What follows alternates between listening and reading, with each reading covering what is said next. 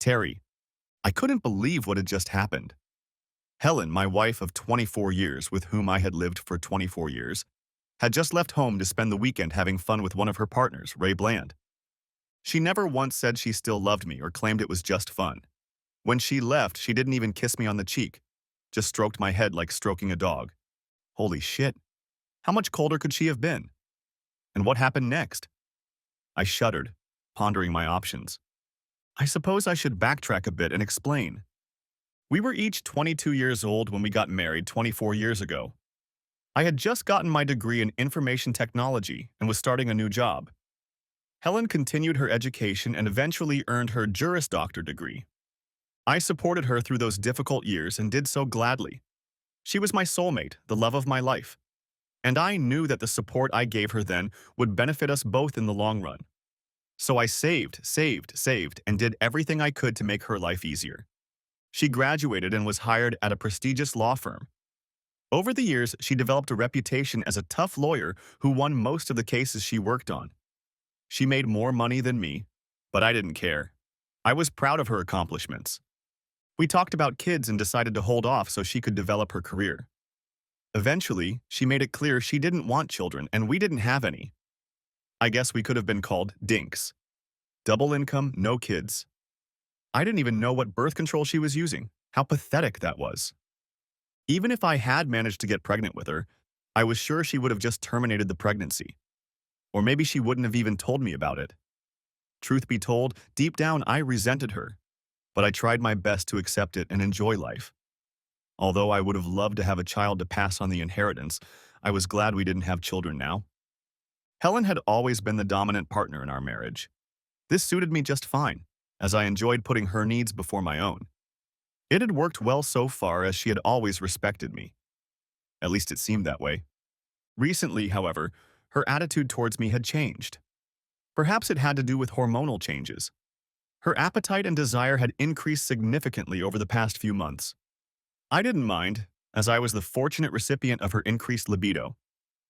Last night, however, she blabbed. "I'm going on a date with Ray Bland tomorrow night. Dinner, dancing, entertainment at the hotel. I'll be back to see you maybe Sunday," she told me without the slightest sense of guilt. She might as well have said she was taking the car in for an oil change. "What? Why?" I asked bluntly. "Aren't I enough? I've been enough all these years, right?" "Right," she agreed. "But now I'm in that phase where no guy will ever be enough. You and I are still going to have fun. I just need new ones to get it." I knew it was pointless to argue with her. She had made her decision and expected me to just agree to be her willing cuckold, like I had agreed to so many other things in the past. A cold emptiness formed in my chest where my heart should have been, and I shuddered at the thought of the pain to come. I didn't say anything, just showered and went back to bed, not bothering to kiss her goodnight. Nor did I say anything to her the next morning when we were getting ready for work. For the first time in 24 years, I didn't even kiss her goodbye or tell her I loved her. I'm not sure if that was even on her mind, but I didn't care. She was already dead to me. That day at work, I was practically a walking zombie. All I could think about was what Helen planned to do to me that night. I'd read enough stories online to know what to expect. Chastity cages, cleaning up after my lover, being forced to watch him in our marital bed. There was no way I was going to put up with all that crap. I also knew what could await me in the event of a divorce. In a nutshell, I would end up on the losing end and she would get the lion's share of everything. Screw it, I thought. There was no point in arguing with Helen either. I knew her well enough to know that arguing would only lead to her digging herself deeper into the ground. And there didn't seem to be any way to just run away. If she'd told me about her plan a month, hell, even a couple weeks ago, I could probably just diffuse the situation, leave the ring and walk away. Good at people can get a job anywhere, and I knew I was good. But with such short notice, I felt completely trapped. There was only one way to handle this, I thought. Someone had to die. When I got home that evening, she hadn't said anything and was just getting ready for her date for the weekend. While she showered and dressed, I pulled an M1911A 1.45 caliber pistol out of my briefcase and loaded it with a full magazine. My plan was simple. When Ray showed up at the door, I would shoot him. Hopefully, Helen would see it happen. I knew I would end up in jail probably for the rest of my life, but I didn't care. But that didn't happen. When Ray pulled up to our driveway in his Maserati, he just honked. The cowardly bastard didn't even have the guts to come to the door. Helen patted me on the head like a dog and walked away. She didn't notice the loaded pistol I had hidden under a pillow on the couch beside me. I didn't say anything, only growled as she walked out the door with my overnight bag. I genuinely hated myself then, but realized that despite what she was doing to me, to us, I couldn't shoot her. And running out the door, spraying bullets into a receding car seemed, I don't know, like a bad movie. When they left, I grabbed my laptop. I thought about our life together for a long time. Looking through my photo gallery, I remembered our vacations to Cancun and Paris, as well as the Caribbean cruise for our 10th anniversary. We both looked so happy in the photos. None of that meant anything to me now. Unlike Helen, I had no real support system. No family or friends I could rely on in times of need. My sister died young, and my brother died during a stupid fraternity initiation. My father died a few years ago. Helen sent me to the funeral alone, saying she hated funerals and that she had two important things to do that couldn't wait. After my dad died, my mom's condition deteriorated rapidly, but she lived on her own until she died just 2 years ago. Before she died, I called her once a month and sent her cards at the appropriate time, as I knew Helen would not delay. Mom took it hard when it became clear that she would never have grandchildren to spoil. I ended up attending her funeral alone again. I also had a crazy uncle who moved to the Australian outback over a decade ago, and I never heard of him, although Mom would occasionally bring him up in conversation. There were people I worked with and befriended, but there was no one I would call a close friend, someone I could confide in, someone I could have a drink with after work, play a game with, or go fishing with. I half-heartedly cursed myself for building my world around my goofy wife.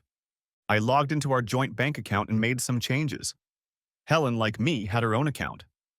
We'd set it up when we were first married, and she had her own credit card. Then I went to her law firm's website. I sent a letter to every address I could find on the firm's website, including her managing partner, and explained what she and Ray had done. I realized that they probably wouldn't see the letter until Monday, but that was fine with me. I then printed out a short note to Helen, which I placed on the coffee table under my wedding ring. I turned off my laptop and returned it to its case, then sat down on the couch mentally reminiscing about better times. It took me a while to work up the courage, and I wished I'd found it sooner, but finally I picked up the gun and put the end of it to my head. "I'm sorry, Mom and Dad. I hope to see you soon," I mumbled before pulling the trigger. Elena. I was lying on the bed with Ray. I hadn't thought about Terry at all since I left the house on Friday, and I wasn't too happy that Ray was talking about him like that, but he was right. There was a time when Terry could sleep all night long, but those days were far in the past. Sure, Terry had always been warm and loving, but sometimes a girl just needs to be entertained, I thought smugly. "To be honest, I didn't think about him at all this weekend," I said. "You put him out of your mind. And don't forget he's a few years older than you, so that's to be expected. Didn't you think about what we discussed earlier?" "You mean do it in front of your husband?" Ray asked incredulously, raising an eyebrow skeptically. "Yes," I replied. "Just to remind him how things are going to work from now on. You have nothing to worry about. Terry's a coward. He won't do anything. He didn't even try to stop me when I left the house Friday night." "Well, kittens have a way of turning into mountain lions when they're pushed too hard. Remember the Connors case," Ray warned. "You said he didn't try to stop you. Did he do or say anything?" "No," I said. "He just sat on the couch. In fact, he hasn't said anything at all since I told him about it Thursday night," I added dismissively. "He called or texted you?" Ray asked incredulously. "No, he hasn't called." "Don't you think that's strange?" "Not really," I answered him. "I've made it clear to him that this is what I need. He knows how I act when I make a decision." "Either that, or he's already dumped you," Ray replied sharply. "He wouldn't dare dump me," I snorted. "He knows I love him, and it's just sex." Ray looked at me as if he wanted to say, "What's wrong with you?" His expression softened after a few moments as I stared at him. "If you say so," he said, "let's do it again. Not until you promise to help me punish him when you bring me back tomorrow night," I said. "Okay," Ray agreed. "I'll help you punish him tomorrow." We pulled into my driveway late Sunday night. The house was quiet, almost too quiet. I looked at the yard and realized it hadn't been mowed. Terry always mowed the yard on Saturdays. I mentally promised myself to talk to him. After all, I was counting on nothing else changing with my new interest. Are you ready for this? Ray asked demandingly. Of course. I grabbed my bag from the trunk and headed for the door. Ray followed behind me. I put the key in the lock and turned it. At least Terry hadn't changed the locks yet, I thought. I swung the door open and a horrible smell immediately came over me. What the hell was that? I covered my mouth with my hand and looked inside. What I saw made me feel horrified and nauseous. I quickly closed the door and ran out into the yard where I threw up. What's going on? Are you okay? Ray asked, coming up to me. It's Terry, I stammered as the vomiting stopped. He's dead. What, dead? Ray almost shouted. Are you sure? I stared at him. I'm sure. My new couch is ruined and shit everywhere. What am I supposed to do? Well, I'd say you need to call 911, Ray replied in a nervous, shaky voice. Holy shit, Captain Hindsight, I told him sarcastically. He recoiled, but quickly regained his composure and looked at me like I'd just turned into a cobra. I'm sorry, Ray. I didn't mean to take it out on you. I just didn't expect this. Would you mind staying with me? At least until the cops get here. I reached out a hand to his arm to reassure him and myself. I guess I can sit here for a few minutes, he said, his voice suddenly sounding reluctant. But it's your mess. You have to clean it up. Thanks, I snorted in disgust, pulling my phone out of my purse. Jerk, I thought, dialing 911. The female operator reassuringly informed me that the police were on their way and should arrive within the next hour. She suggested I stay outside the house until they cleaned everything up. Given the stench, I happily agreed. We got into Ray's Maserati to wait for the cops, and then it hit me. Terry was dead. I didn't want this. I wanted everything else to stay the same. I wanted him to take care of me in my old age. Realizing that, I burst into tears. Ray put his arm around me as I sobbed over the loss of Terry. You know you're going to have to call Bledsoe, Ray said when I had calmed down a little. It's bound to be in the paper. The neighbors will talk. You'll have to write an obituary. Even if you cremate and scatter it quickly, quietly, and privately, there will be repercussions. And the firm doesn't like to be taken by surprise. I know, I said quietly. Wilson Bledsoe was the managing partner of the firm we worked for. You should probably call him now before the police arrive, Ray suggested seriously. You're right, I snapped quietly and immediately pulled myself together. I'm a lawyer, I reminded myself firmly. Then I pulled out my cell phone and dialed Bledsoe's home number. He answered after the third ring. Good evening, Helen, he said in his usual, slow, deliberate tone. What can I do for you? Mr. Bledsoe, my husband is dead. It seems he committed suicide, I told him, and my voice suddenly trembled. Well, that explains why he never answered my email, Wilson replied in exactly the same deliberate tone. An email? I asked, perplexed as to why my boss would want to write to Terry. Yes, I got a rather disturbing email from him on Friday night. I didn't see it until after Georgia and I got back from dinner at the country club, but I replied as soon as I saw it. Is it true? Is what true, sir? I asked, now concerned. That you spent the weekend with Ray Bland. Did you have an intimate relationship? Is that true? He repeated insistently in the same even, relentless tone he used to interrogate witnesses. Yes, sir, it's true, I said, suddenly afraid for my job. There was a morals clause in the firm's employee handbook, and I knew I could be fired for what I had done. I also knew that in Bledsoe's case, if I was caught lying, whatever I faced would be 10 times worse. I'm sorry to hear that, Helen. Of course I'm sorry to hear about your husband. Have you called the police yet? Yes, sir, already, I replied.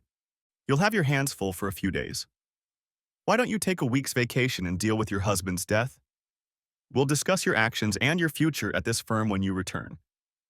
But I have the Wilson case, I protested. Jenny Hawkins is your second in command on this case, isn't she? Wilson asked. He should have known perfectly well that she was, after all. He had appointed her. Yes, sir, she is, I replied, feeling my hand go numb and the phone begin to shake. Jenny is a competent attorney. I'll ask her to put the case on hold so she can get up to speed. You, on the other hand, need to concentrate on your husband's final preparations. But I must say, Helen, I'm very disappointed in you. I understand, sir, I said, swallowing nervously. Is Mr. Bland with you now? Wilson asked. His tone hadn't changed throughout the conversation, and he was as devoid of emotion as a coroner pointing out a bullet hole in an autopsy. Yes, sir, that's him, I replied. Would you be kind enough to inform him to report to my office first thing in the morning, please? Wilson ordered. The tone was definitely commanding, with a strong undertone of, don't even think of disobeying. Yes, sir, I'll tell him, I said. Thank you. I'm sorry for your loss, Helen. We'll talk later. Have a good day, Wilson said, and ended the conversation. I was stunned. You'd think he faced a dozen calls like this every day. I shook myself up, put the phone away, and looked at Ray grimly. Well? Ray asked awkwardly. Mr. Bledsoe wants to meet you in the morning. Apparently Terry sent him a letter telling him what we're doing, I replied. My world was crumbling, and I was completely powerless to stop it. Why had Terry done this to me? Shit, Ray sighed. That means we're totally screwed, I said, finishing his sentence. Maybe, Ray said. Or maybe we're not, since we both have seniority and this was the first time. Maybe they'll have mercy on us. You don't really believe that, do you? I asked. Not really, but I can hope. Shit, Helen. I'm so sorry. Me too, Ray. I'm as much to blame for this as you are, I admitted. I had no idea he'd react this way. At that moment, 2 police cars with flashing beacons stopped in front of the house, and a coroner's van pulled up behind them. One of the officers approached Ray from the side of the car and asked him to move over so the van could pull up. The other officer with the clipboard asked me to get out of the car. I got out as soon as Ray started the car. Are you Miss Helen Baker? The officer asked. Yes, I admitted. May I see some identification? He asked. I pulled out my driver's license and held it out to him. He filled out the form, reading the information on my license. I watched as 3 officers and 2 others from the medical examiner's office walked in, wearing latex gloves and white booties. As they opened the door, the officers flinched and a foul odor hit their nostrils. 2 coroner's technicians donned Tyvek masks and suits and rolled a gurney into the house. Can you tell me what happened, Mrs. Baker? The officer asked, getting my attention. I left the house Friday afternoon. Terry was alive and sitting on the couch when I left. I don't know what happened after that. I came back shortly before I called 911, I explained. Terry is your husband, the victim? The officer asked. Yes, I said. And you say you were gone all weekend? He asked, raising his eyebrows. I answered in the affirmative again while the officer made his notes. And what did you do this weekend? The officer asked in a neutral tone. I was with a coworker, I answered a little evasively, causing him to raise his eyebrows again while he filled out a form on his clipboard. It annoyed me, and my stomach twisted even more. It was one thing to tell my husband what I was about to do, and quite another to admit it to a stranger. Is this the gentleman you were with when we arrived? The officer asked. Yes, I confirmed, trying to be detached and failing miserably. I had attended hundreds of interrogations and even conducted a few, but this was the first time this had happened to me. He tried to hide his body language, but I realized he had guessed, and correctly, what I was up to. He asked me a few more questions, which I answered as briefly as possible. Another 20 minutes passed before he finished writing down my statement. I tried to speak nonchalantly, but the officer was focused. I felt my face redden when I was required to reveal that I had been at the most exclusive nightclub in the city from early Friday night until late Friday night, and then had not left the confines of one of the most prestigious apartment complexes in the city from 11 o'clock Friday night until 4 o'clock Sunday night. I even had to give up my apartment number. Okay, what was I supposed to do? Sit on my ass? Demand to see a lawyer? He was taking witness statements at a possible crime scene. I was just a bystander, even though I was involved. That's all I have for now, Mrs. Baker, he said. I need to speak to your colleague. With those words, the officer left and headed out to talk to Ray. As he walked, he passed the spot where I had thrown up on the lawn. He stopped for a moment, had the nerve to make a note, and then continued on his way. I looked around. It was already evening, but there was still plenty of light. I could see neighbors in the windows peering curiously at what was going on. Some of them even came out onto the porch and gawked at what was going on. Oh crap, did all of this really have to be so public? Maybe I should have entertained Ray a few more times and come back after dark. A few minutes later, I saw the technicians from the medical examiner's office come out of the house with a gurney carrying Terry's body in a closed bag. I flinched, but somehow I couldn't look away. They put the gurney in the back of their van, closed the door, and removed their white suits. Carefully placing the suits in a plastic bag, they got into the van and drove off. The officers got out after them, and a man in sergeant's stripes headed toward me, carrying two plastic bags. "Mrs. Baker, I'm Sergeant Smith," he said. "We found this weapon next to your husband's body. Did you know he had this gun?" He asked, holding out the bag that contained Terry's gun. "Yes, I knew," I replied. "It was a gift from his grandfather. He's had it for years." I felt myself shivering a little, more than a little.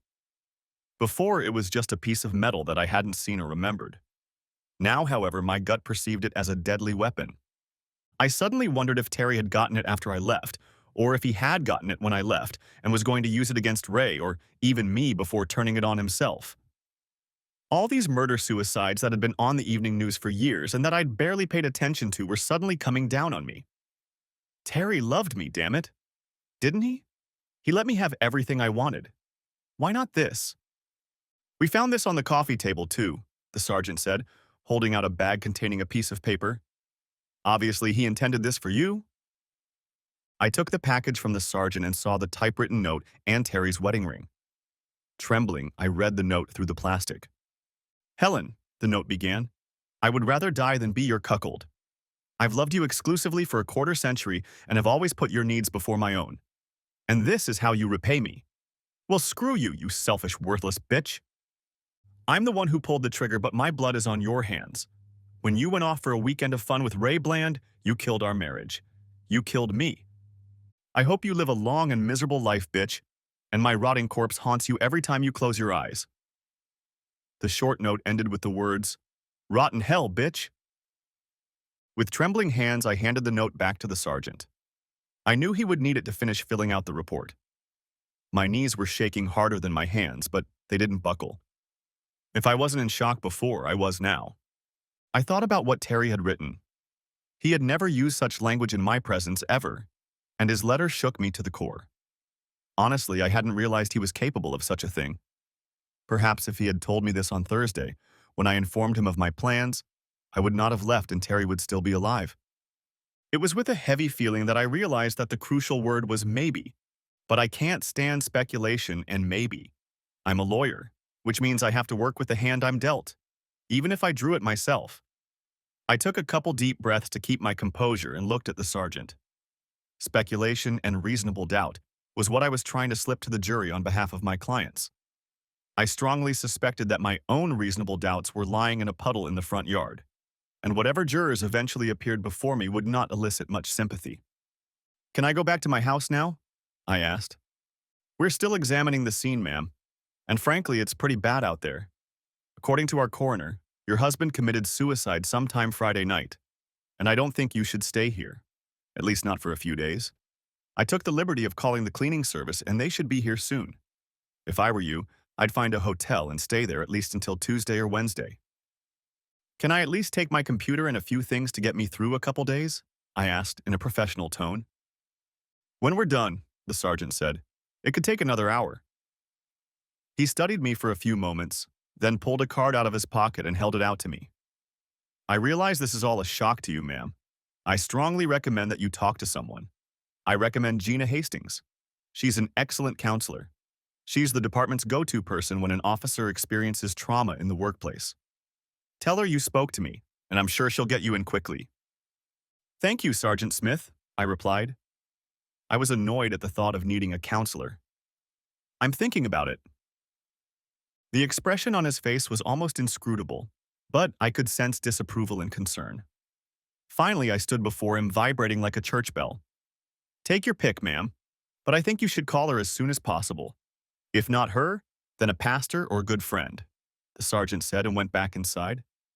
Sighing, I walked over to the porch and sat down on the swinging bench that Terry had installed last summer. It was another thing I insisted he do for me. As I sat on the bench, it dawned on me that we had only used it once since he had put it up. I thought about what Terry had written. Even if I closed my eyes, I could still see the writing.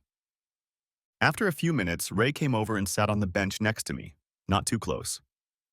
I looked around. After the van had left, almost all the neighbors had gone back inside or pulled the curtains, though there seemed to be a handful of persistent fidgeters left. What did they want? I asked uncertainly. They wanted to know how we spent the weekend, Ray replied with a sigh. Did you tell them everything? I looked at him, too stunned to summon anger. Almost everything. I didn't tell them every last detail, just the Reader's Digest version, Ray said, clearly not meaning the pun. What did that sergeant want? Terry wrote a suicide note, I told him. Crying about how much he loves you and can't live without you? Ray asked wryly. No. He said what he should have said to me Thursday night. Called me a bitch and said his blood is on my hands. And you know what? What? Ray asked. He's right. I'm a selfish bitch and his death is on my conscience. You can't blame yourself. He's the one who pulled the trigger, not you, Ray replied in what he thought was a soothing tone. After all, he doesn't own you. You have the right to make your own decisions. You're right, I almost whispered, pondering Terry's letter. And I should be responsible for the consequences of my decisions. Ray stared at me for a moment, which I barely caught, and then continued. I've thought it over, and I think I know how to address Bledsoe in the morning. Since I'm divorced and you're widowed, the firm has no one to make trouble with lawsuits. Our little date was personal and had no subtext in the news, no political corruption or social scandal. Just a small matter between consenting adults. Hardly anyone would pay attention to it, and it would disappear in a few days. Thus, there is no benefit to the firm in firing or asking for the resignation of two high-ranking employees. If we both make the same argument, it will be stronger. I'll call you tomorrow after the meeting and let you know so we can coordinate efforts. I looked at him. Terry was nothing more than a splash. The man who I now realized, albeit too late, treated me like a queen was a splash. The man who had treated me like a serf was now demoted even to miss. Ray was anxious to save his career and his job, and had no idea that I was now desperately trying to save my sanity. For a few moments, I pondered his words. Technically, I knew he was right. There was no political corruption or social scandal. But I also knew that Bledsoe was firmly committed to the firm's code of conduct, especially as it pertained to employee relations. Let me know what Bledsoe has to say, I finally managed to say. I will. Are you going to be okay? Ray asked. I'll be fine, I replied. Truth be told, I doubted I'd ever be okay again. But I was determined not to let Ray know that. Call me if you need anything, Ray said before he left. Yeah, okay, I mumbled as he left. Shortly after Ray left, an unmarked white van pulled into the driveway. A young man with shoulder-length blonde hair got out of it and walked up to the porch. Is this the Baker house? He asked. Yes, I confirmed. And who are you? Jack Harrison, Harrison's cleaning service. I was told there was an incident, he replied professionally, holding out a business card to me. Yes, I said quietly. The police are still inside. Great, thanks. He nodded. I watched as he put on his mask, boots, and gloves, then went inside. Jack and the police officers came out a few minutes later. Sergeant Smith walked over to me as the others went to their cars. We're done, Mrs. Baker, he said. Here's my card. The case number is on the back. I'll have a report ready in a day or two. If you have any questions, please give me a call. Thank you. Can I get my stuff now? I asked. Sure. But you'd better put on your mask and boots before you go inside, said the sergeant. Mr. Harrison has some he can let you use. Thank you, I said, taking his card. I put it in my purse as Jack walked up with a pair of boots and a fresh mask. The officers left and I put the mask and boots on. Jack opened a small jar of mentholatum. Might want to put some of that on your nose. It's still pretty bad up there, he advised. I followed his instructions and went into the house. The ointment helped, but I could still smell the foul odor. I examined the mess on the large sectional sofa and realized it would have to be replaced. I had spent over $6,000 on that couch and it wasn't even 8 months old. Then I looked at the abstract painting that just had to hang above the couch. It was an abstract painting that had cost me over $2,000. It was now completely ruined, with Terry's blood and brain matter splattered all over it. The carpet in front of the couch was soaked with blood and other fluids that made me shiver. I can get it all off the carpet. I hope the floor beneath it isn't too wet. I don't know if I can recover the couch. I'll do my best, Jack assured me. Please do, I said quietly. How long will you be here? It will probably take me most of the night to get everything done. Can I call or leave a message when I leave? Yes, I said, handing him one of my cards with my cell phone number on it. Just lock up when you leave, please. I felt like I was taking a risk leaving this man here alone, but I needed to get out. Besides, he was licensed and insured. It said so on his card, and I could always sue him if something went missing. Yes, ma'am, he replied politely, taking my card and slipping it into his overalls pocket. I went upstairs, gathered my things for the next 3 days, grabbed my laptop bag, and quickly left the house before my stomach rebelled again. Jack was already hard at work in the front room. I told him I was leaving, and he waved as I walked toward the garage through the kitchen. I pulled up to the Holiday Inn Express hotel near our house and went inside, hoping they had a room available. Luckily, the room was found, and I handed the clerk my ATM card. She returned a few minutes later, frowning slightly. I'm sorry, ma'am, but this card has been declined, she said, holding out the card to me. What? I asked, shocked. We always had enough in our joint account to pay at least 6 months' worth of bills. I'll have to find out, I thought, grabbing my credit card, the balance on which I knew was more than enough to pay for the room. The card worked, and I went up to the room. It pissed me off that our ATM card wasn't working, and I was determined to deal with it. The first thing I did was turn on my laptop and log into our joint account. If Terry were alive, I'd kill him myself, I thought. When our account opened, I saw a warning that there wasn't enough money in the account. I almost lost my senses when I saw the balance. $24. What the hell had Terry done? Digging deeper, I saw that he had donated all but $24 to children's charities, including the local church orphanage.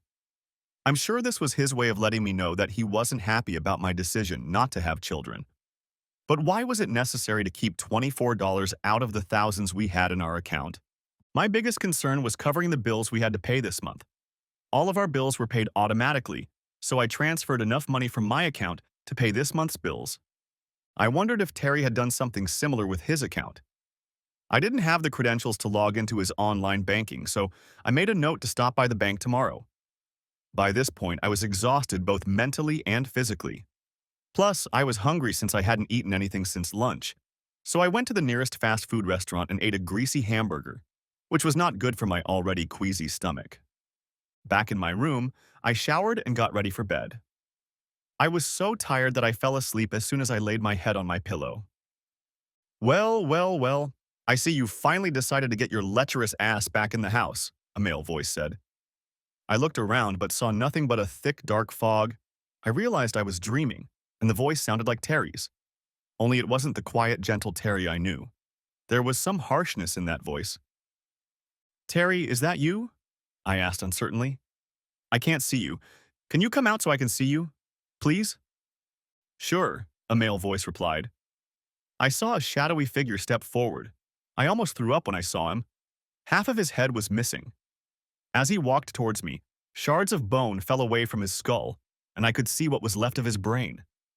I was horrified and took a step back. Then I shook myself up. This had to be a nightmare. This had to be it.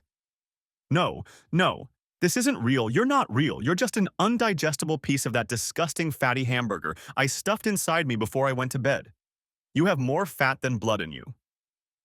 I stated it much more boldly than I actually was. His eyes flashed red, and he headed toward me. First, the smell reached me, then his blazing eyes practically blinded me, and then a primal scream made me jump back and fall to one knee with my hands above my head. Okay, I repeated frantically. This is real. You're real. You better believe it, you pathetic excuse for a wife, he growled threateningly. Terry, I started, but he held up a hand to silence me. Shut up, bitch. This is all on your conscience. What do you say? He turned his head so I could see the exit wound on the left side of his head. Not much different than that $2,000 piece of shit you just put on the couch. I thought you liked that painting, I objected weakly, a little discouraged by the venom in his tone. I hated her, but she made you happy, and that's all that mattered to me at the time. Besides, I figured you'd get sick of her in a year or two, just like you obviously got bored with me. So was the fun with Ray Bland worth what it cost you? I lowered my eyes in embarrassment, but didn't say anything. While I hated to lose Terry over it, the truth was that it had been the best fun I'd had in a while. You don't need to say anything. Your innermost thoughts are perfectly transparent here, Helen, Terry said gloatingly. I felt my face burning and tried to look away from him, but it didn't help. Everywhere I looked, he was standing there, right in front of me. I read your note, I said, stammering, desperate to change the subject. Why didn't you mention all this on Thursday when I told you about Ray? Would it have done any good? Terry asked reluctantly, as if he already knew the answer. Probably not. I don't know. I guess we'll never know now, will we? I spat back weakly, hating to defend myself, but I had no explanation or excuse. And there was nowhere to hide. I think we both know the answer to that question, Terry snorted wryly. What did you do with our money? I asked, trying desperately to change the subject. At the thought of being robbed of my legitimate money, anger rose up in me. The bills still need to be paid. You're a smart woman.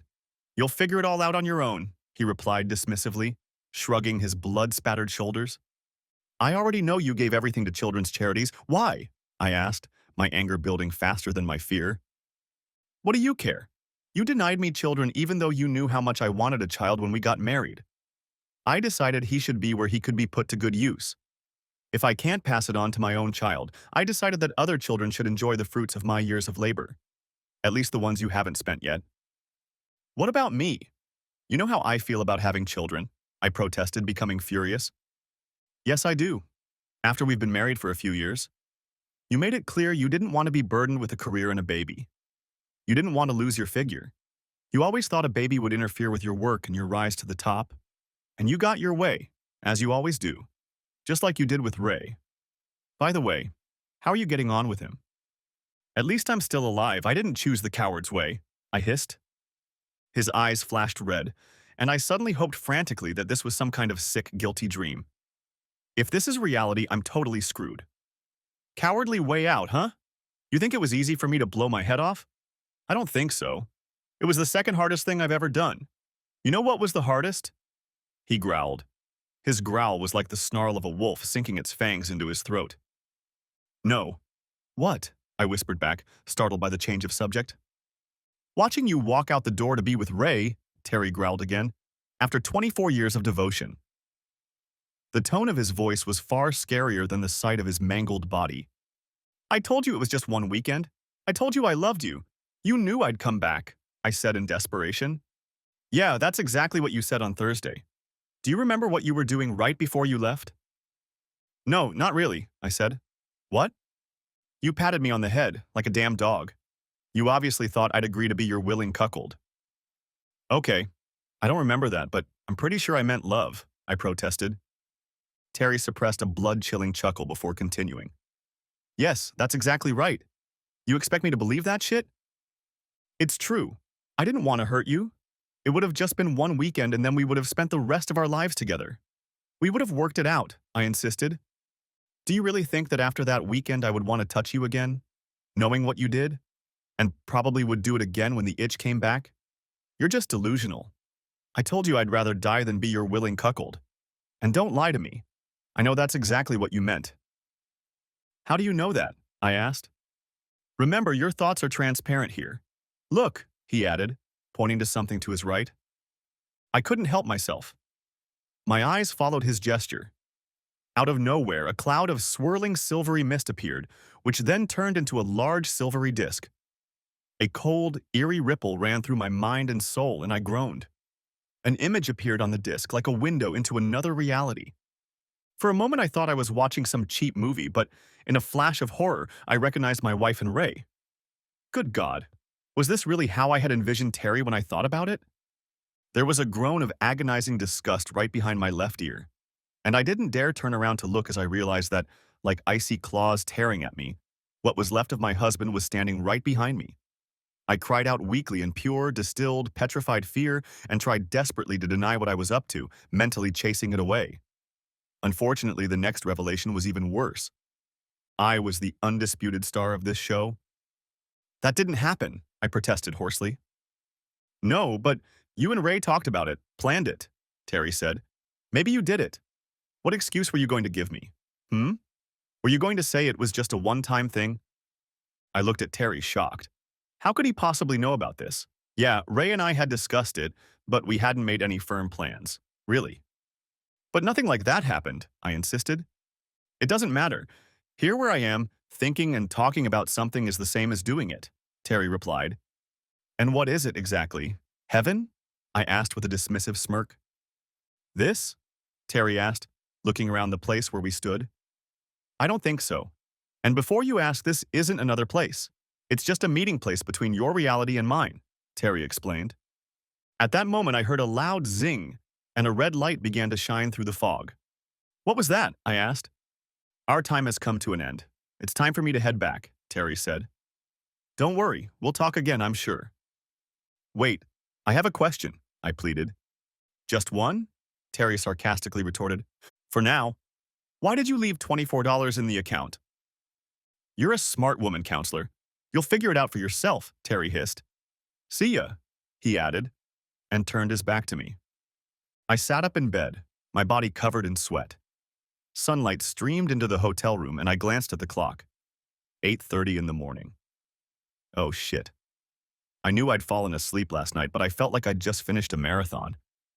Exhausted, I walked to the small bathroom and did my business, then looked at myself in the mirror.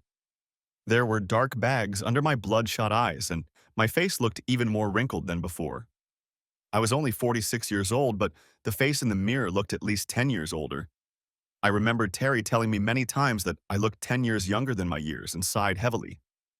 I had a full day ahead of me, so I showered and then dressed in my usual jeans and a simple blouse. After checking myself one last time, I went downstairs to get some breakfast and a much-needed cup of coffee. Today was the first day of my promiscuous life. At the time, I didn't know yet how messy it would turn out to be. Chapter 2. I walked into the small dining room and picked up the morning paper. I was eerily curious to see if there were any reports of Terry's suicide. After making a light breakfast and drinking a cup of coffee, I sat down in a corner away from prying eyes and opened the paper. There was a small notice on page 2 about Terry Baker shooting himself and surviving. But my name wasn't mentioned, and that made me feel a little better. The last thing I needed was unwanted attention from well-wishers. I finished my breakfast and walked to my car. As I got in the car, I heard my cell phone ring, pulled it out of my purse, and saw that it was a call from Ray. I remembered that Wilson Bledsoe wanted to meet him early this morning, so I answered the call. Hey, Ray, I said. How'd it go? About as well as I expected, Ray replied in a resigned tone. They put me on administrative leave while they investigate and determine my fate. You know they have rules and procedures for cases like this that they have to follow. But things don't look good. When will you know the outcome? I asked. Sometime in the next 2 weeks, Ray replied. But I'm not going to sit on my laurels. I'm going to probe the candidates. We'll see what comes out of it. How are you holding up? He added, as if by the way. I'll be fine, I replied bravely, not wanting to tell him about the disturbing nightmare of last night that still haunted me. And then another thought hit me. By the way, does anyone else in the office know? Only those with an internal email address, Ray replied irritably. Looks like your cat husband told everyone. Shit, I sighed, seeing my career and reputation go down the toilet. Anyway, there's no point in hiding it now. Do you want to meet for lunch or something? He asked with a slight hopefulness. I stared at my phone for a moment. It was like I was reading his mind. He was on vacation and had nothing to do but look for work and have fun. Hell, I just turned my life around. Finally, I broke the tense silence. I have a lot to do today, so I don't think I'll have time. Besides, I don't think that would be wise under the circumstances, do you? I asked back a little sharply. I think you're right. I'd better let you go. Call me if you need anything, Ray said. We ended the conversation and I checked my messages out of curiosity. I saw a message from Jack letting me know he was leaving the house. The message was sent at 5:30 a.m., meaning he had been there all night. Another message I saw was from my older sister Janice. I saw the paper this morning. Is that your Terry who killed himself? Yes, I replied. I'll call and explain everything later, I added, before sending the message. Janice was 2 years older than me, and although we had always gotten along well, she tended to play the role of mother hen. Truth be told, I just didn't feel like fighting with her right now. I drove up to the house and parked in the garage. As I walked through the door leading into the kitchen, I noticed that the bad smell of Terry's blood and other bodily fluids was gone, but it had been replaced by the almost overpowering odor of pungent cleaning products. I tried not to take deep breaths for fear that the air would dry out my lungs. Walking to the front room, I was surprised to see that the couch looked almost new. It would have saved me from having to replace the $6,000 couch, but I swore I would never sit on it again. For a moment, I was angry at Terry for not killing himself in the chair. I also turned my attention to the painting above the couch and was pleased to see that Jack had managed to save it as well. Satisfied that Jack had done a good job cleaning and restoring the living room, I went upstairs to the room we used as our home office. I rummaged through our files and grabbed what I needed. The folder with Terry's bank information, the folder with our wills and other legal documents, and the folder with the mortgage insurance policy all went into my briefcase. I couldn't help but notice how quiet the place was without him. It seemed too quiet to me. I could clearly hear the grandfather clock ticking downstairs, ticking away the seconds, and for a moment I thought I smelled rot. Rot, and a chill ran down my spine. Then I felt a knot of cold air rush into the room, and I had to fight myself not to run away. I brushed off the unsettling sensation and went on about my business. Then I remembered that Terry's work needed to be notified of his suicide. Looking at the answering machine on his desk, I saw that there were several messages and I listened to them. They were all from his work, wondering if he was coming in and asking if he was okay. Sighing, I called back and was connected to Allison Jones, Terry's immediate supervisor. "Helen, is everything okay? We've called several times but never heard anything. It's not like Terry to be late. Is he all right?" Allison asked worriedly. "No, Allison, he's dead," I replied, in as calm and even a voice as possible, making Allison wince. "Dead?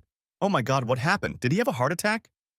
"No, he shot himself," I said, marveling at how calm I'd been when I'd accidentally informed Terry's boss that he'd killed himself.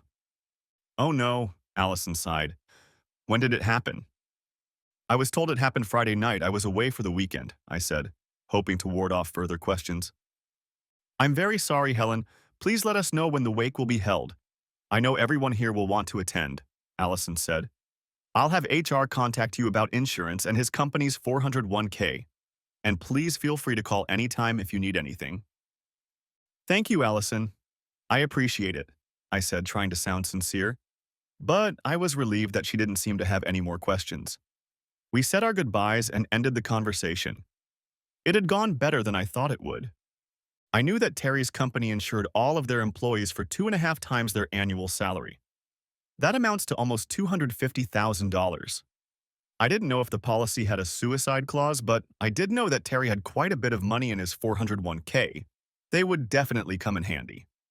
I put the phone in the holder and suddenly realized how quiet and peaceful the house was. We had lived here for over 20 years, and for the most part they had been good years, full of happiness and joy. But now the house seemed like a grave. Looking around, I saw Terry everywhere, memories of our life together. At least they were only memories, not his mangled ghost. A chill ran down my spine. I suddenly thought I was being watched by someone on Terry's level. But my logical mind took over, and I firmly decided I was alone. I walked around the house and opened the windows, hoping the throat-eating chemical smell would dissipate while I was gone. After hesitating, I grabbed my briefcase and walked out of the house, maybe a little hastily. I reached the bank and went inside. When it was my turn, I asked the teller to tell me the balance of Terry's account. Although we each had separate accounts, we had signed signature cards and had access to each other's ATM cards for emergencies. I pulled Terry's second ATM card out of the folder and noted the PIN he had written on the inside of the folder. Looking at his computer, the teller frowned slightly, then turned to me again.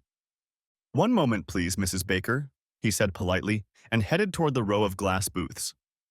A few minutes later, he returned with Arnold Johnson, the bank manager. We had worked with Arnold for many years. "Mrs. Baker, would you come into my office for a moment?" he asked with a friendly smile. "Sure," I replied, and followed him in. I sat down in the seat he indicated and watched him sit on the other side of the massive dark wood desk, studying something on his computer. "I'm glad you came in this morning, Mrs. Baker," Arnold said. "I was planning on calling you later today." "Oh?" I asked, feeling curiosity and concern in equal parts. "Why?" "Our system flagged numerous transactions from 2 of your accounts over the weekend." I wanted to make sure you were aware of them, Arnold said. I know my husband made several charitable donations on Friday, I said. He made those donations without consulting me. I was hoping they could be stopped and canceled before they became public. I also wanted to see what activity was going on in his account. Arnold's eyebrows rose at that. He looked at the monitor before answering. I'm afraid that's not possible, Mrs. Baker. It looks like he made the donations right before the deadline on Friday, so almost all of them have already come in. I need that money, I pleaded. Is there any way to get it back? I suppose you could contact them and explain the circumstances. They might release the money. But there are no guarantees, Arnold explained in an almost apologetic tone. I can give you a printout of all the recipients. He looked at the screen again. It's going to be quite a long list. I've weighed the pros and cons very seriously. A simple appeal probably won't get the money back. I suppose I could always sue them, but with all these charities, I'll probably end up paying more than I get. Plus, my reputation would suffer even more. I had an empty, sinking feeling, and I could almost see the headlines. Greedy lawyer sues to deprive needy children of food and shelter. I could also envision the jury deliberating the case. So we have a whore whose adultery caused her husband to kill himself. Now she wants to starve orphans and make them homeless. I suggest we give her the middle finger. I'll be lucky if they don't vote to publicly tar and feather me. If nothing else, you'll have a hell of a tax deduction, Arnold said in a vain attempt to lighten the atmosphere. I stared at him dumbly, slightly puzzled by his attempt at humor. After a few awkward moments, he cleared his throat and hastily looked away. What about Terry's account? I asked, trying to change the subject. Arnold stared at his computer for a few moments, then at a copy of the signature cards and forms pertaining to the account. He sighed, put on a professional look, and glanced at me before continuing. He has enough funds to keep the account open. There was a lot of activity there on Friday, too. He paid off his credit card and then canceled it. Looks like he's been paying for other things as well. He paused, as if expecting me to say something, but I only stared at him with a blank expression. Finally, he finished. And there's one large payment to the West Side Funeral Home and Crematorium. That hit me right between the eyes. I knew about that funeral home. It was the one that had taken care of Terry's parents when they died. Apparently, Terry had thought hard about his suicide. What about our other accounts? I asked. He didn't touch anything else. Your joint savings account and certificates of deposit are still intact, Arnold said, turning to the computer. Good, I replied, overjoyed at this news. Is there anything else you need, Mrs. Baker? He asked. Yes, I replied, pulling another folder out of my briefcase. I need to apply for insurance on our mortgage. Our mortgage was handled by the bank, and they insisted that we take out an insurance policy in case something happened to Terry or me. We took out the policy through the bank's home loan department, and I already knew it didn't have a suicide clause. I handed the papers to Arnold, who reviewed them, and then turned to his computer again.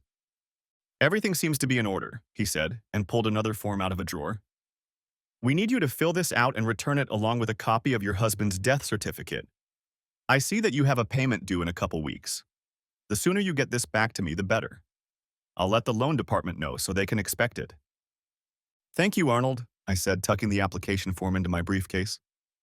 My pleasure, Mrs. Baker, and my condolences. If there's anything else we can do to help, please call, Arnold said as we shook hands. His demeanor was strictly professional, but I couldn't fight the nagging feeling that he was judging me. I tried to shake off that feeling. I thanked him and walked out of the bank feeling a little better than before I walked in. By this time, I was a little hungry, so I stopped at the store for a snack and then headed to the West Side Funeral Home. I was greeted almost immediately by a thin young man in a white shirt and tie. His hair was carefully combed and seemed to be coated with a thin layer of hairspray. He smiled and extended his hand, which I accepted. Welcome to the West Side Funeral Home. I'm Alan Markham. What can I do for you? He asked in a friendly tone. I'm here about my husband, Terry Baker, I replied. Baker is a familiar last name to me. Please step into my office, Alan said with a smile. I followed him into the beautifully furnished office and accepted his offer of coffee. Handing me a cup with a hot beverage, he sat down at his computer and stared at the screen for a few moments. Yes, I see him here. I tried to call him today, but I couldn't get through. That's because he's dead, I managed to say quietly. I understand, Alan said slowly and quietly. I'm really sorry to hear that. When did it happen? Friday, I said, deciding not to tell more than I needed to. According to this, he ordered a basic cremation service and paid for it in full. Friday. It's not unusual for clients to pay for funerals in advance, but it is unusual for them to pay so soon before they need our services, Alan commented calmly. Was he terminally ill? No, I replied, again refusing to tell more than I needed to. There was a pause before he replied, looking at the screen rather than at me. Then it looks like we need to make final arrangements. Do you have his death certificate? No, not yet, I replied. I knew it could take a couple weeks to get a certificate. His body was taken to the morgue on Sunday night. When the coroner is done, I'll get it. When they release his body and you get the certificate, let me know and we'll move on, Mrs. Baker, Alan said. We spent the next hour discussing the various preparations. Neither Terry nor I were regular churchgoers, but I knew that he had been brought up in one of the main Protestant denominations, either Methodist or Lutheran. From what I understood, there was no need for a memorial service. He could just be cremated and be done with it. Alan asked if I wanted to keep Terry's remains, but just thinking about it sent shivers down my spine. No problem. Mr. Baker paid for his remains to be buried in the columbarium, unless you want to take them, Alan said. I walked out of the funeral home depressed. I needed someone to talk to. Glancing at my watch, I realized that Janice was probably already home since she worked part-time at the county library. I took a chance and called her house. Hey sis, Janice said when she was answered. I kept wondering when you were going to call. I've been a little busy this morning, I replied. I didn't realize there would be so many details. Would you mind if I stopped by your place? I really need someone to talk to, I added hopefully. Of course, Janice said, in her motherly voice that I knew so well. Richard is still in the hospital and won't be home until late, so we'll have plenty of time to figure things out. Richard, Janice's husband, was a surgeon at the medical center and often worked long hours. Thanks, sis. I'll be there in a few minutes. We finished talking and I drove the rest of the way to her house. We'd always gotten along well and I knew I could tell her anything, but I wasn't sure how she would take it. She greeted me cheerfully at the door when I pulled up in her driveway. I got your message. Would you like to talk about it over a cup of tea? She asked kindly. Sure, I replied as Janice walked into the kitchen. I sat down at the dining table and fidgeted in my chair as I listened to her fuss. I pondered how to pull this whole thing off. A few minutes later, she returned with 2 cups of hot tea. I liked sugar, so I stirred it into the cup after she handed me a cup. I was about to start the story, but suddenly my tongue was untied. So tell me what happened, Janice asked as she sat down at the table. I took a sip of tea, gathering my thoughts, sighed heavily, and told her about my weekend with Ray. To her credit, Janice listened quietly as I talked about my short break in my marriage and what I'd encountered when I got home. She didn't interrupt me once, and her face was completely neutral while I told the whole story. I inwardly shuddered, but kept my voice steady as I described everything that had happened. Well, except for the fact that I had planned to have Ray entertain me in front of Terry when we got home. That wasn't important, and a nightmare about Terry since I didn't want her to think I was crazy. And I didn't say anything about the fantasy I'd shared with Ray, about being the center of attention for him and his friends. It was just a fantasy, and it had no effect on Terry's reaction, since he couldn't know about it. At least not until he... Dead? For what it's worth. And here I thought you were smarter than me, Janice said quietly when I was done. After all, you became a big-time lawyer. Married a man who busted his ass to support you while you finished college. Were your weekends worth that expense? Her tone was flat and unemotional, but to me it was almost like a slap in the face. It was just supposed to be a short break, I objected seriously. I told Terry it didn't mean anything. It was just sex. Something I needed to do before I got too old. Just one weekend. And he chose the coward's way. I snorted dismissively and stared into my cup instead of looking at the expression on my sister's face. In hindsight, I realized I had just lied to my sister. I had told Terry it was just one weekend, but I had actually planned for it to be the first weekend of several. But Terry didn't know that at the time, nor did she need to know that. Just sex, huh? And you expected him to welcome you back with open arms like nothing happened? Come on, sis. You can't be that stupid, Janice said, keeping the calm, motherly voice that I could see she used so effectively for her own children. Suddenly, I was indignant. I was a woman. and a damn beautiful one at that. Hadn't I just proved that? I had come for confirmation that I was completely justified in being hurt and uncomfortable, and I had a sinking feeling that seemed to foreshadow that I might not get everything I wanted. I looked at her, and the look on her face made me feel uneasy, as if she could read my mind. And then Mom's tone came again, like a discreet whip with invisible barbs. Is that if Terry came home and said he was going away with a woman for the weekend before his attraction faded, would you welcome him home with open arms? I'd never thought of that and certainly didn't expect such an attack from my own sister. So I reflexively replied, first of all, Terry would never cheat on me. He wasn't that kind of person.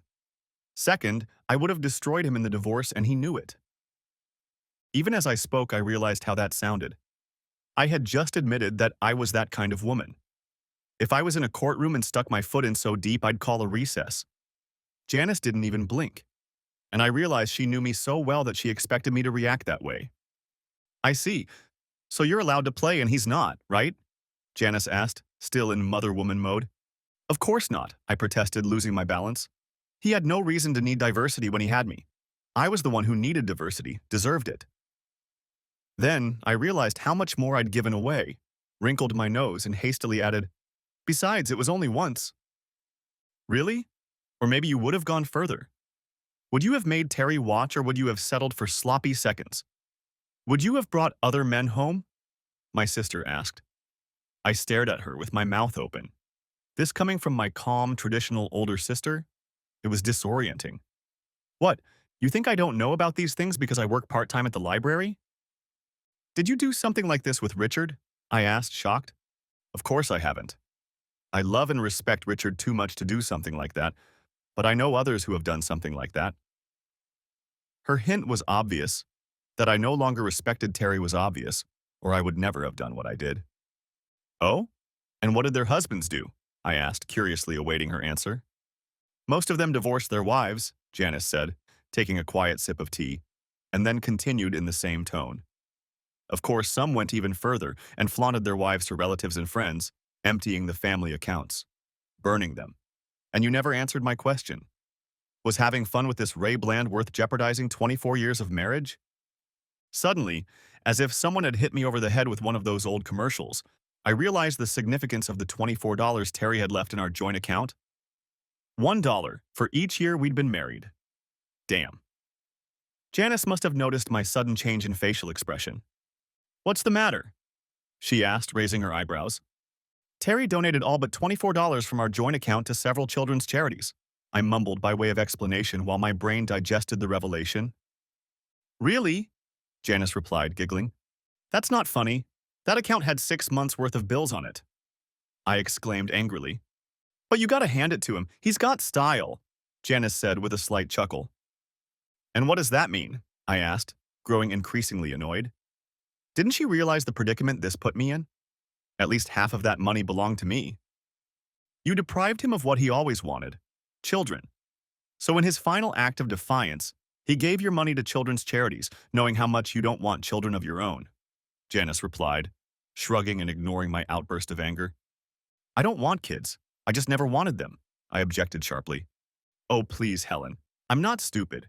I've seen the way you've behaved with our children. Why do you think they eventually left you alone? In fact, I don't think I've ever seen you with a baby in your arms. It was always obvious to us that you didn't like children. I just never wanted any of my own. After all, it's my body, I continued smugly. Yes, it is. And Terry respected that, although I'm sure you told him that after the wedding. She sighed and set her cup aside. I wish you respected it just as much, don't you? That's not true. I respected and loved him, I protested. But it sounded weak, even to me. Really? If that's true, I'd hate to see what you'd do if you didn't love him, Janice remarked. In fact, I can't help but notice how stoic you are about his suicide. That hit a nerve. What was I supposed to do? I was left alone. I have a responsibility. I have to pick up the pieces and move on. If I break, it won't change anything, I said, feeling more than annoyed. No, it won't change anything. But it might help you deal with his death. But you've never shown much emotion, have you? As far as I can remember, you didn't shed a tear when your father died. A long, awkward pause followed. Then Janice said quietly, looking me straight in the eye, That means you're either holding things in and are a potential time bomb, or you're a functional psychopath and dangerous. Before I could respond, she added, or you're just numb, deeply numb, for whatever reason, and sooner or later it will come out. Emotions have never been my strong suit. You know that, I replied softly, sharply pushing the uncomfortable feelings away. Yeah, I know. So what now? Janice asked after a few more minutes of awkward silence. I guess I have no choice but to move on, do I? I asked, letting the bitterness seep into my tone. No, you don't have a choice, Janice replied. But Richard and I will be there for you if you need us. We may not approve of your choice, but you are our family and we care about you. Thank you, Janice. I appreciate it, I replied, suddenly feeling genuinely grateful that my older sister still had some feelings for me, even if she didn't think I deserved them. We spent the next hour making small talk, which helped me forget my anxiety and feel a little better. Richard's on his way home, Janice said, glancing at the text message that had just popped up on her phone. Do you want to stay for dinner? I'm afraid it'll just be leftovers. Your leftovers are always good, I told her. I'd love to stay. We had a nice dinner and talked about everything but the 800-pound gorilla in the room, which was fine with me. Richard wasn't as talkative as usual, but at least he showed some mild empathy. When he first entered the house, he nodded at me and cast a quick glance at Janice. They exchanged a quick series of barely perceptible nods, fleeting eyebrow raises, and almost imperceptible shrugs. Deep, married communication. I looked away to hide the expression on my face and wondered when Terry and I had lost and deeply buried that connection. Silly musings won't get my money back or pay the bills. We moved on to the main course, lasagna. Janice was so used to cooking for the whole family that she always made more than they could eat. Then she brought out an apple pie that she had baked herself. I always liked her pies, so I graciously accepted a healthy slice. We ended the evening with a small glass of wine and light conversation. Realizing it was time for me to leave, I thanked Janice for the treat and headed for the door. Janice stopped me and put her arm around my shoulders. We love you very much, Helen, she whispered, hugging me tightly. Thank you, I whispered, caught off guard. I love you too.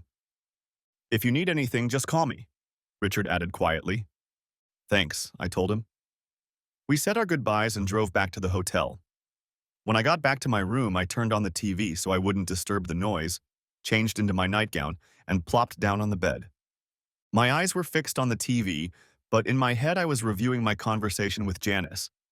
As I pondered her words, I realized that she was right about everything. Was I really as indifferent and unemotional a selfish bitch as she had made me out to be? Yes, I heard Terry answer, forcing myself to turn around in surprise at the voice. He was standing leaning against the wall, looking down at me. Why are you here? I asked, perplexed. It's simple, you fell asleep, he said with a slight chuckle. Fell asleep? I didn't remember that.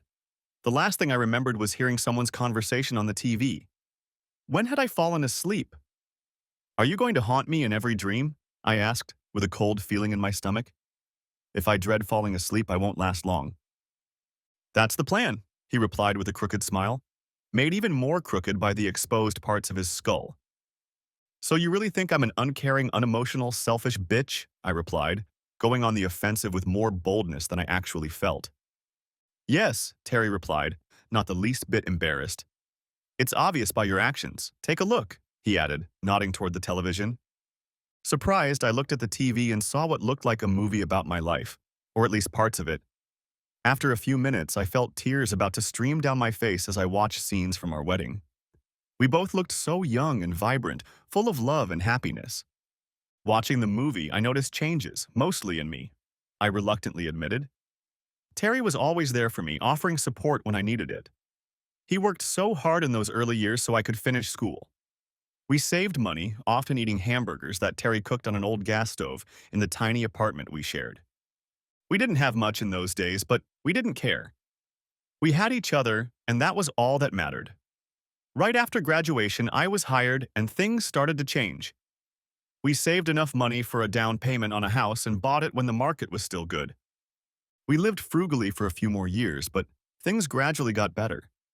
As my career took off, I realized that the kids were only holding me back. I tried to turn away, but I couldn't. I was told to my face how self-centered I'd become. Over time, I stopped noticing Terry's work, brushed off his worries and concerns, and as for his personal dreams and needs, I stopped listening. From the beginning, I didn't really want to get pregnant, but I kept it from Terry. It was a conscious decision on my part. I could see it in my face and remembered the logic well. When he started talking about kids, I kept putting it off, using my career as an excuse. You should have been honest from the beginning that you didn't want kids, Terry said, from somewhere out of the corner of his eye, in a tone so emotionless it gave me goosebumps. You knew I wanted kids, he growled as we watched the movie. I'm sorry, I stammered as the movie continued. As my married life unfolded before my eyes, I could almost see a real wall growing between us brick by brick over time. Terry was always supportive of me, putting my desires before his own. At the same time, I could see that I was losing respect for him. When I looked at my bank statement and saw that one of my deposits exceeded his entire monthly salary, everything went to shit. He was making good money, but I was making more. The fact that he and I were living better on both our paychecks, not just mine, didn't matter to me. What was mine, and what was mine. That was the motto I lived by. By this time, it was clear that I was the dominant position in our marriage. Although Terry resented this, and I could now see how much he resented it, he continued to silently submit to my wishes. And he was committed to our marriage. To me. On the 12th anniversary of our marriage, I saw that he realized he could live a decent life with his own money. But he realized that divorce was an admission of defeat, and so he didn't want to upset the delicate balance in our relationship. And me? Well, let's just say I reveled in my seniority in the marriage. That's probably one of the reasons I started hitting on Ray. By the time the physical affair began, I realized I didn't have an ounce of respect left for my husband. Yes, that's true, Terry grumbled. Then I realized it was a belated response to my apology. Where was this Terry when I needed him? Maybe if he'd been rude to me before I left last Friday, I wouldn't have done what I did. Last Friday. Had it really only been 3 days? It seemed like a lot more time than that to me. The next moment, the alarm clock rang. I rolled over onto my back and turned it off. With blurry eyes, I looked at the wall where Terry was standing, but he wasn't there. Was it just a dream? Or was it something else?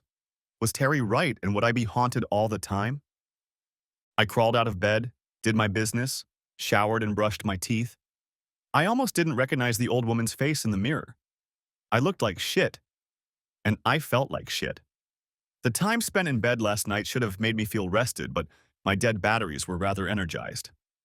I packed up, went downstairs, had breakfast, and then checked out. The house smelled better than yesterday, but it still resembled a crypt. The bedroom resembled a refrigerator, and when I walked past the couch, it was like walking past an open freezer. At the thought of sitting on it, I shuddered even more, and I had no idea what Terry would do. Would he be able to do anything other than fill my sleep with nightmares? Did I want to find out? I paced around the apartment, taking inventory of Terry's things. Then it hit me. I needed to talk to Jerry Smith, a certified estate planner at our firm. I realized he'd probably tear me apart for informing the bank about Terry's death, but I wasn't too concerned. I kept wondering when you'd call, he said, picking up the phone. I wondered briefly what he could possibly know about my situation other than the fact that Terry had died. Deciding that asking around was a bad move, I tried to keep my words and tone strictly businesslike. I told him what I had already done, and he assured me that everything would be taken care of. Working at a law firm was a privilege, and it took a huge burden off my shoulders. Thanks, Jerry, I appreciate it, I told him. I tried to sound sincere, but I'm sure I looked exhausted. No problem. That's what I get the big bucks for. If you can, get all your financial statements together and bring them to me this afternoon. Do you think you can do that? Jerry asked. Yes, I'll be there. 3 o'clock will do? I replied, glancing at my watch. That'll suit me, said Jerry. I spent the rest of the morning gathering everything I needed, including a copy of Terry's will. I was a little creepy as I felt occasional gusts of cold air, even though no doors or windows were open.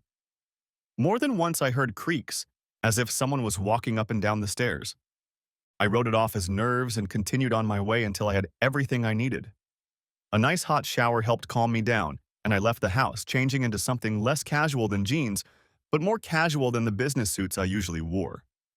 When I got to the office, I noticed everyone looking at me cheerfully, then quickly averting their eyes when I returned their gaze. It was obvious that they knew what Ray and I had been up to over the weekend. I felt my cheeks start to blush and hurriedly continued. Are you going to work more casually these days, Helen? Wilson asked behind me. I turned around and saw that he was smiling, but the smile didn't seem to touch his eyes, which were restrained. I came to see Jerry about Terry's latest arrangements, I told him a little defensively. It's the most sensible thing you've done since Friday, he replied in an even tone. When you're done, could you come into my office for a few minutes? Sure, I said, suddenly nervous about the state of my career. He was an old-fashioned gentleman, but he was the managing partner, and I recognized an order when I heard one. Finally, I reached Jerry's office, and he waved me over with a somewhat forced smile. We shook hands, and he offered me a cup of coffee as I sat down. Taking a sip, I pulled out my papers and held them out to him. We discussed things while he looked over what I gave him. Everything seems to be in order, Jerry said as he looked over my papers. I'll take care of everything from here. Is there anything else you need? Yes, I need to amend my will and trust, I told him. That makes sense, he said, pulling out my folder. I see that your husband is listed as a beneficiary. He's also listed as executor on your trust and medical power of attorney. I'd like my sister Janice Hopkins listed instead, I told him, and I want to give her power of attorney just in case. Very well. Just write it all in pencil and initial it. You know what to do. I'll make the changes. It won't take more than a day or so. Thanks, Jerry, I said before we ended our meeting. From there, I walked to Wilson's office. His secretary waved me in, and I couldn't help but notice her caustic look, like I was a big dung beetle spreading its muck all over the office in front of me. Helen, come inside. Have a seat, Wilson said with a pleasant smile. How are you holding up? He asked when I sat down. It hasn't been easy, I replied cautiously. It sounds like you didn't sleep very well, Wilson remarked with concern on his face. It wasn't easy, I admitted. I hesitated to tell him about my dreams, if they were dreams. Wilson nodded before continuing. You're probably wondering why I asked to meet with you, he said. The senior partners aren't happy. Your husband has sent out emails to virtually everyone in the firm, and it's probably hopelessly optimistic to believe that this information hasn't leaked outside the firm yet and won't anytime soon. Needless to say, your, trust, shall we say, personally and professionally, has suffered. The only reason you haven't been fired is because your work at this firm over the past 20 years so far has been exemplary. I considered Wilson's words and, more importantly, what he didn't say, but his look practically screamed and made a decision I hoped I wouldn't regret. Maybe I should tender my resignation, I said quietly, feeling knots in my stomach. Wilson was silent for a few moments, pretending to mull over my suggestion. At least he had the decency not to jump on me right away. He nodded before answering, and I realized I'd gotten his body language right. As much as I hate to lose you, Helen, I think it's for the best. However, given your length of service, your impeccable reputation before this weekend, and your willingness to take responsibility for your actions, I think the partners will agree to keep you on the payroll until the end of the month. That will give you time to deal with your husband's latest endeavors. No pun intended, of course. We'll put together a reasonable severance package that I think you can live with. You're smart, driven, and one of the best lawyers I've seen. I'm sure you'll get back on your feet. Thank you, Mr. Bledsoe. I appreciate it, I said quietly. It felt a little surreal, like I was reading lines for a melodrama on the radio. Sure, you might want to consider a change of scenery. Have you ever been to Boise? He asked in a completely neutral tone. In Boise? In Idaho? No, I haven't. Why? I asked, shocked by what I took as a sudden and unexpected turn in the conversation. An old high school buddy of mine is the managing partner of one of the firms there. He's looking for someone with your experience and abilities. If you'd like, I can give him your name. Sure, I replied with some hesitation. Okay, great. I'll give it to him. Here's his card, Wilson said, holding out a card to me. I gave it a brief glance and tucked it away in my purse. Sure, I could have called Ray, but part of me wanted to never have anything to do with him again. I fought down my morbid curiosity. Can I ask about Ray? What's going to happen to him? He looked at me thoughtfully for an awkwardly long moment, then seemed to come to a decision. As you know, Helen, I can't go into details, privacy considerations, and so on. I'll just say that Mr. Bland has exhausted whatever reserves of goodwill the senior partners may have had left. You may not know this, but you're not the first associate whose marriage he's ruined. That's why he was transferred to this office after his divorce. His ex-wife caught him with a paralegal. The divorce was tumultuous, to say the least. He lowered his gaze and made a note on the bouvard. The lawsuit requires us to keep him employed and pay a rather generous alimony. He muttered the last very quietly as if pondering, and it leaked out. I didn't know any of that, I said quietly, stunned. I admitted to myself that I was well aware of his reputation, which was why I'd chosen him for my first extramarital adventure. But not about that. Damn it. Well, I need to attend the meeting. I'm truly sorry for your loss, Helen, and I'm sure I'll see you again before you leave, Wilson said as he stood up, signaling to me that the meeting was over. I'll be back, I said. I still have some papers to sign. Thank you for everything, I added as we shook hands. Holding back tears, I hurried out of the office, avoiding socializing with the others who I was sure were watching me leave. As I got into my car, I burst into tears. I loved this job and loved working with everyone here. Worse, I had worked here for over 2 decades. The thought of leaving Boise made me feel like I was being exiled to Siberia for my sins. Eventually, I calmed down enough to drive, but it still wasn't easy because the tears wouldn't stop. Because of my blurred vision, I almost got into several accidents. I finally made it home and sat on the couch, burying my face in my hands and sobbing uncontrollably over the loss of my favorite job. I cried until I heard a sharp knock in the living room. Surprised, I looked around, not realizing what had happened. And then I saw this. A 5x7 framed photo from our wedding was lying face down on the nightstand where it had been for years. Goosebumps ran through my body. Startled, I picked up the photo and saw that the glass was shattered, as if it had been hit with a fist. The sensation was like a storm cloud passing over my head. I almost threw up when I realized how horribly my gut twisted, that I was crying more over the loss of my job than the loss of my husband. Frightened, I threw the shattered photograph on the couch and looked around to see if anything else had moved. I couldn't explain how that picture had suddenly fallen on my face, and with such force. And then it hit me. This had to be Terry's doing. In an instant, I went from fright to anger, from horror to rage. "Leave me one!" I screamed into the empty room. "You're dying! Leave! Stop messing with me, damn it!" Suddenly, the temperature dropped, and the room became even darker. I almost expected to see objects flying off the walls, and I thought I heard maniacal laughter coming from the stairs. There was no way I was alone in this house. I grabbed my phone and called Janice in a frenzy. "Hey sis, how are you doing?" She answered in a chipper voice. "Not great. Can I spend the night with you guys, please?" I pleaded, my voice shaking. Her tone instantly turned concerned. "Of course you can. We'll have the guest room ready for you. Is everything okay?" She asked. "No, it's not all right. I'll tell you when I get there." "Thank you," I said. We finished talking and I ran upstairs to pack my overnight bag. Again. I threw things into the bag as fast as I could, not caring to pack them neatly. I needed to get out of this place before Terry did something else. I made my way down the stairs, holding tightly to the banister with my hand so I wouldn't fall. I was sure Terry would push me down the stairs if I wasn't careful. Then I ran to the garage, threw my stuff in the car, and drove away. If I lived in a cheap horror movie, there would be burning strips of rubber dragging across the asphalt behind me. Janice met me at the door and I fell into her arms sobbing. She wrapped her arms around me and tried to comfort me as best she could. Finally, she managed to sit me down on the couch and soothe me enough that I was able to speak. "Good God, sis, what happened? Did someone break into your house or something?" "It's much worse than that," I sighed hopelessly. "It's Terry." "Terry? I mean, he's dead. What can he do?" Janice asked, looking at me strangely.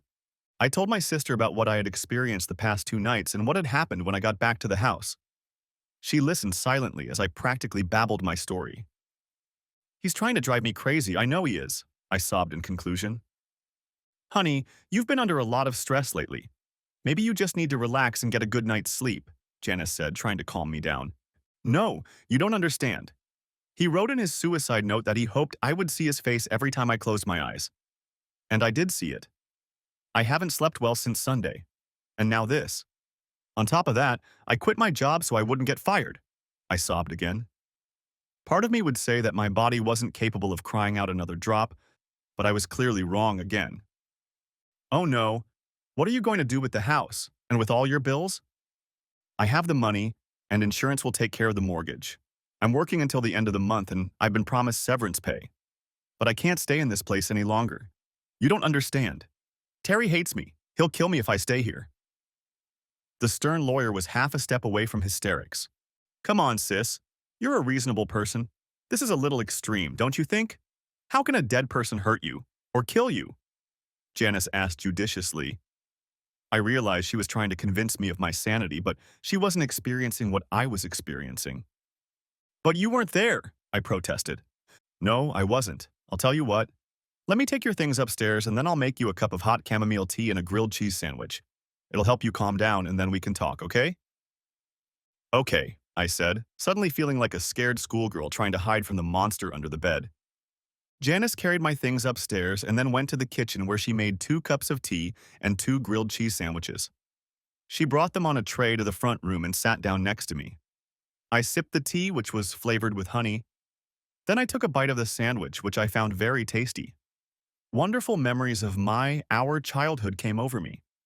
After a few minutes, I started to relax and felt much better. Are you feeling better now? Janice asked in a soothing tone. Yes, much, I replied, with a deep and grateful sigh. Thank you. You're welcome. Have you told anyone else about meeting Terry? No? Are you kidding? I'd be institutionalized. Not necessarily. You've been through a lot in the last few days. Meeting Terry must have come as a shock to you. Maybe you should take a few days and take your mind off everything. I can talk to Richard and see if he'd be willing to let you stay at the lake house. A few days in nature would do you good, Janice suggested. You're probably right. Wilson said I need to get away too. He suggested I go to Boise. Boise? What's in Boise? Janice asked, shocked, surprised, and a little amused.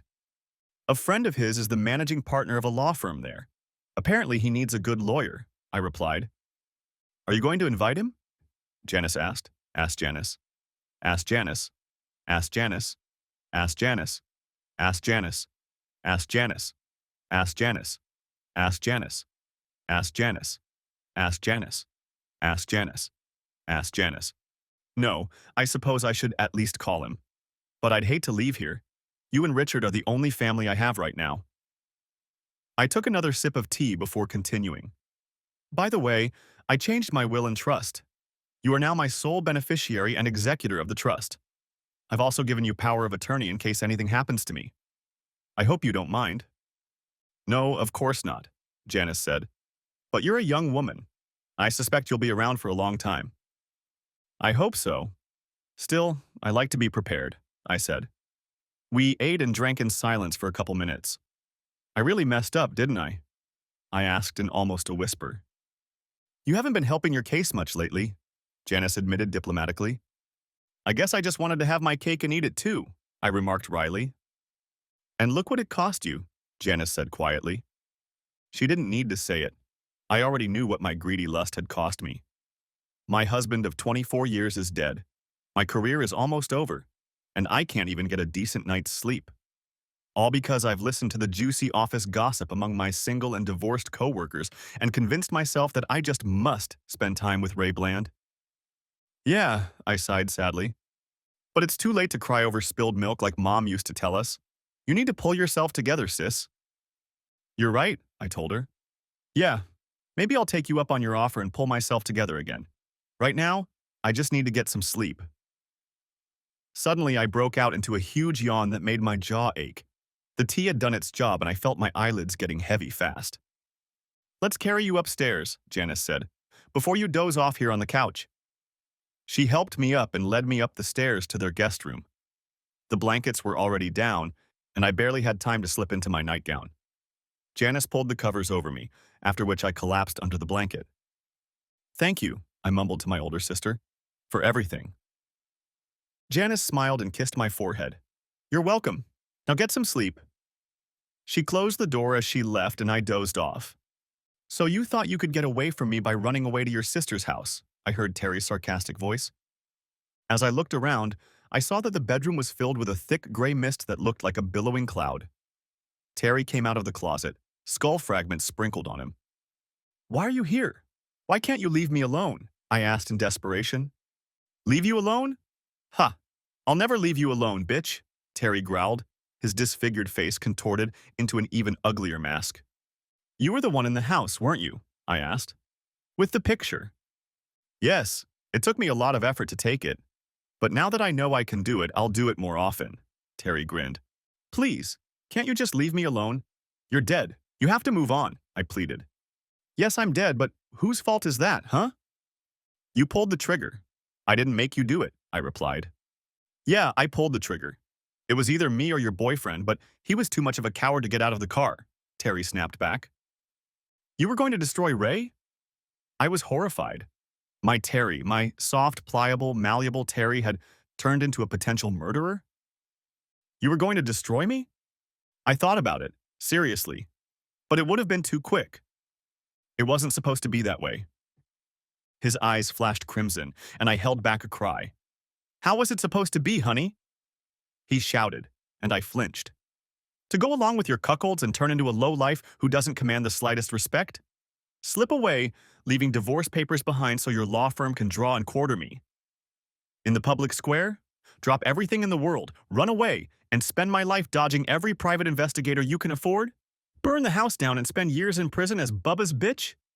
I had to immediately discuss all my wonderful options with my family and friends. Oh wait, I had no family, and I was spending all my energy being a good husband. I had coworkers but no good friends except my best friend, which should have been you. Your defense left me no choice, and I chose an option you didn't count on, but which still left me with a modicum of self-respect and a chance for revenge. So, sweetheart, I pulled the trigger because it was the only option I had. And now my blood is on your hands. Look. I looked at my hands and saw that they were covered in dark red blood, thick drops falling between my fingers and onto Janice's bedspread. I recoiled at the sight. You may not be able to see her in the daylight, but she's still there. And nothing can ever get rid of her, Terry added. He staggered backward and I heard the gnashing of his teeth. A few more pieces of the shattered head broke free, but disappeared before they hit the floor.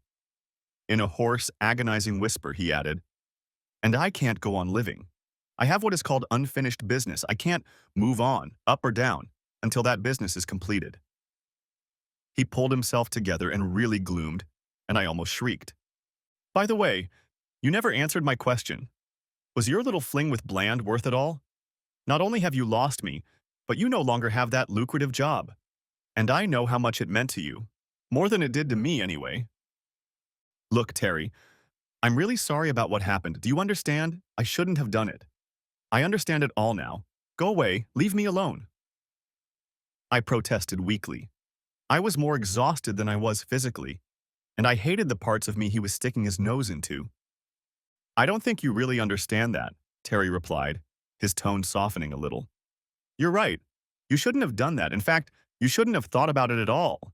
But you still think you're entitled to whatever you want and to hell with everyone else. You still only think about yourself. And as for leaving you alone, that's not going to happen, ever. Please, Terry, I'm begging you. I can't take it anymore, I cried, tears streaming down my face. Well, you know how the saying goes. In one hand is desire, in the other is shit. Let's see which one fills up first. I wanted a faithful wife who loved me as much as I loved her. And how did that turn out, huh? Enjoy the rest of your pathetic life, bitch, Terry muttered, and then burst into uncontrollable laughter. He disappeared into the closet and the fog drifted away with him, as if sucked up by some unknown mental vacuum cleaner. The blood on my hands and Janice's bedspread was gone. I fell back onto the pillow, tears streaming down my face. The next moment I saw the sun shining through the window. I stood up, smelling the smell of bacon coming from downstairs, and I shuddered as I examined the bedspread, but there was no trace of blood. I went to the bathroom, did my morning ritual, got dressed, and went downstairs. I didn't feel much better, but at least I didn't feel worse. Good morning, Richard said cheerfully, sitting at the table with his morning coffee. Janice is almost done with breakfast. Why don't you have some coffee and sit down? Thanks, I guess I will, I said. I greeted Janice, who was putting bacon on a plate, took my coffee, tiredly wished for a double espresso, and returned to the table. How did you sleep last night? Richard asked worriedly, scrutinizing my haggard face. Not too well, I admitted. Did you see him again last night? Janice asked, putting bacon and a plate of scrambled eggs on the table. I looked at her, then at Richard. He didn't look shocked or incredulous, just concerned. For a moment I felt insulted, because Janice had obviously shared my secrets with Richard. But then I accepted it. They were a real married couple and they shouldn't have secrets if they had any at all. Yeah, I replied. Am I going crazy? I asked Richard. I'm a surgeon, not a psychiatrist, he replied with a slight smile. But from what Janice has told me, I'd say you've been through a lot of psychological trauma and are suffering from a lot of stress on top of that. Because of Terry and your job? You're probably right, I said quickly, not wanting to repeat my list of woes. But if you want, I can talk to our staff psychiatrist at the hospital. I've heard she's really good at what she does. She might be able to help you. I guess I'll take it, I said. We each got scrambled eggs and bacon and started eating. Janice cooked better than anyone I knew after Mom, and her scrambled eggs were delicious. We also talked about you spending some time at the lake house. We don't mind if you stay there for a few days if you want to. It will help you calm down a bit, Richard said. That would be nice, I said.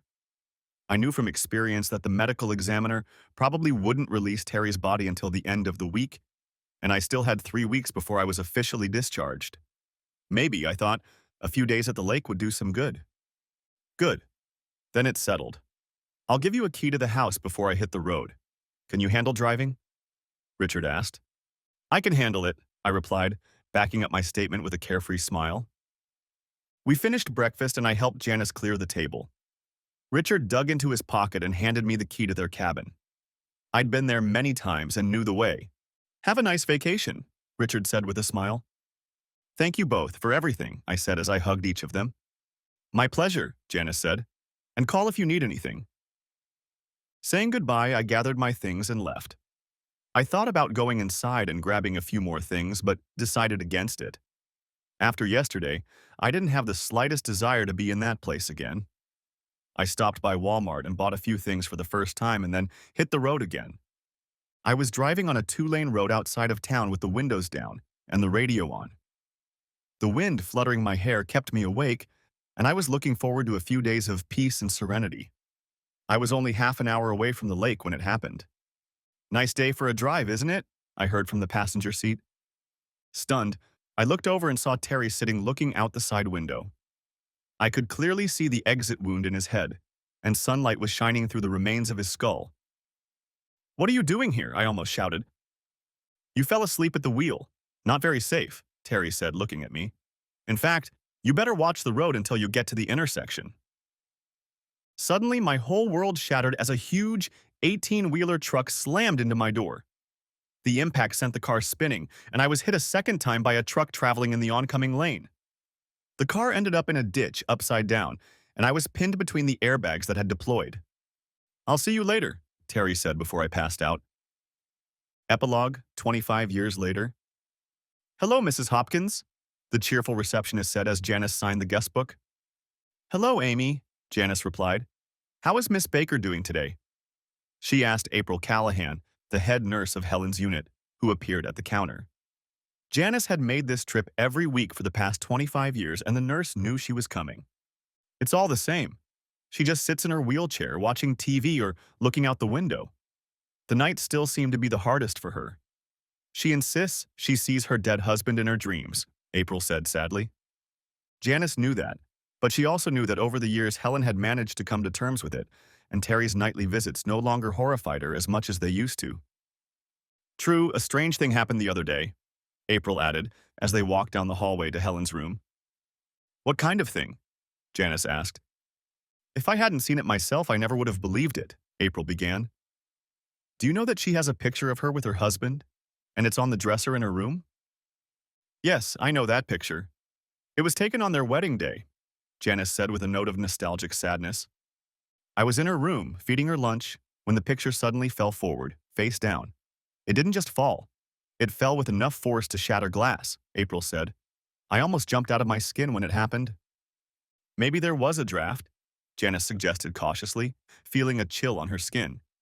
No, all the windows were closed and none of the fans were running, April replied firmly. That's odd, Janice said indifferently. She remembered the day Helen had said the same thing had happened in her house. It had been the day before the accident, after which she had fallen into a coma. She had regained consciousness, but the damage from the accident had made her a quadriplegic. There was no way Helen was going to make it out, and April was with her when it happened. She complained several times that something was moving in her room, but I always thought it was one of the staff rearranging things during cleaning. I never noticed it myself.